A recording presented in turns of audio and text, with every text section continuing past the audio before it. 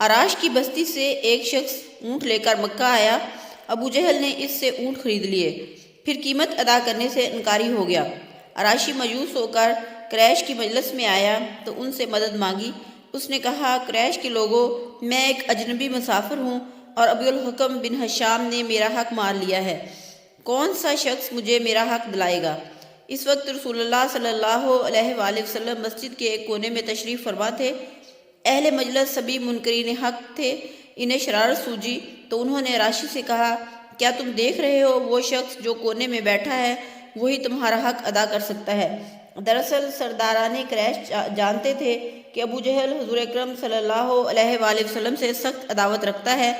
وہ حضور صلی اللہ علیہ وآلہ وسلم کی سبکی چاہتے تھے اور مسافر سے مذاق کر رہے تھے۔ عراشی رسول اللہ صلی اللہ علیہ وآلہ وسلم کے پاس پہنچ گیا اور جا کر کہا، اے اللہ کے بندے، ابو جہل نے میرا حق مار لیا ہے اور میں اجنبی ہوں۔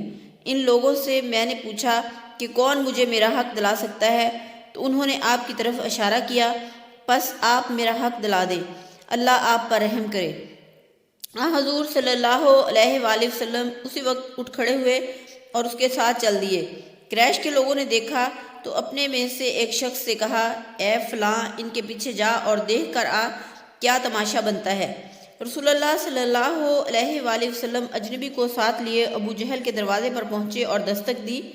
اس نے پوچھا، کون ہے؟ فرمایا، میں محمد صلی اللہ علیہ وآلہ وسلم ہوں، ذرا باہر نکلو۔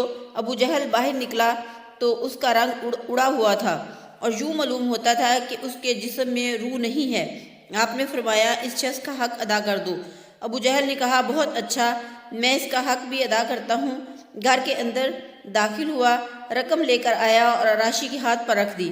حضور صلی اللہ علیہ وآلہ وسلم نے عراشی سے فرمایا، اچھا بھائی، خدا حافظ، اور آپ چل دیے۔ عراشی قریش کی مجلس کے پاس سے گزرا اور ان لوگوں سے کہا، اللہ تعالیٰ اسے جزائے خیر عطا فرمائے۔ خدا کی قسم، وہ بڑا عظیم آدمی ہے، اس نے مجھے میرا حق دلا دیا۔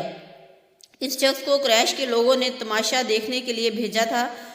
اس سے انہوں نے کہا، تیرا ستیہ ناس ہو، تو نے کیا دیکھا؟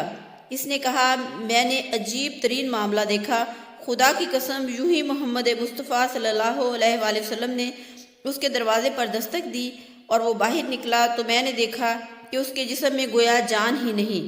محمد صلی اللہ علیہ وآلہ وسلم نے اس سے کہا کہ اس شخص کو اس کا حق ادا کر دو، تو بغیر حیل و حجت کے اس نے اس کا حق ادا کر دیا۔ تھوڑی دیر بعد ابو جہل مجلس میں آ پہنچا تو لوگوں نے اس سے کہا، تیری تباہی ہو جائے، تجھے کیا ہو گیا تھا؟ خدا کی قسم، تو نے جو حرکت کی اس کی تو ہمیں کبھی توقع ہی نہیں تھی۔